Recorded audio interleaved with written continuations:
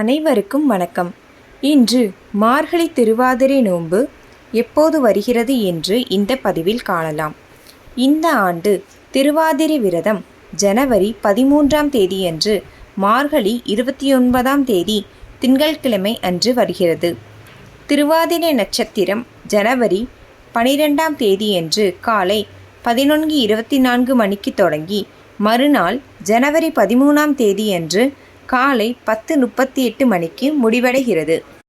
திருவாதிரை விரதம் என்பது தீர்க்க சுமங்கலி வரமளிக்கும் விரதம் என்று சொல்லப்படுகிறது. இந்த நன்னாளில் திருவாதிரை விரதம் எடுத்து சுமங்கலிகள் தங்கள் தாலியினை மாற்றி சிவபெருமானை வழிபட்டால் தங்கள் கணவருக்கு தீர்க்க ஆயுள் கிடைக்கும் என்று நம்பப்படுகிறது.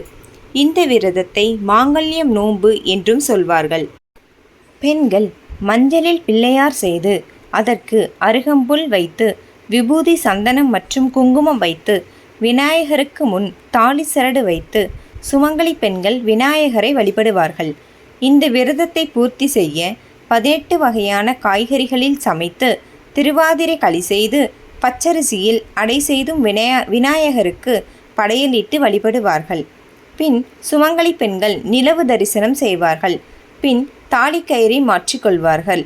இறுதியாக நோம்பிற்கு வந்தவர்கள் விருந்து உண்ட பின் அனைவரும் விரதமிருந்த பெண்ணை தீர்க்க சுமங்கலியாக இருக்க வேண்டும் என்று வாழ்த்துவார்கள். திருவாதிரை நோன்பு இருப்பதன் பலன்கள். இந்த திருவாதிரை விரதம் நாளில் கணவன் சாப்பிட்ட இலையில் மனைவி சாப்பிட வேண்டும். தங்கள் கணவனிடம் ஆசி பெற்று மஞ்சள் குங்குமம் வைத்து வணங்கலாம். எவரெல்லாம் இந்த திருவாதிரை நோன்பு இருக்கிறார்களோ அவர்களுக்கு சிவசக்தியின் அருள் கிட்டும். அதேபோல் தீர்க்க சுமங்கலியாக இருக்கும் வரமும் தங்களுக்கு கிடைக்கும். சுமங்கலி பெண்கள் அனைவரும் இந்த திருவாதிரை விரதத்தை கடைபிடித்து இறைவனை வழிபடலாம்.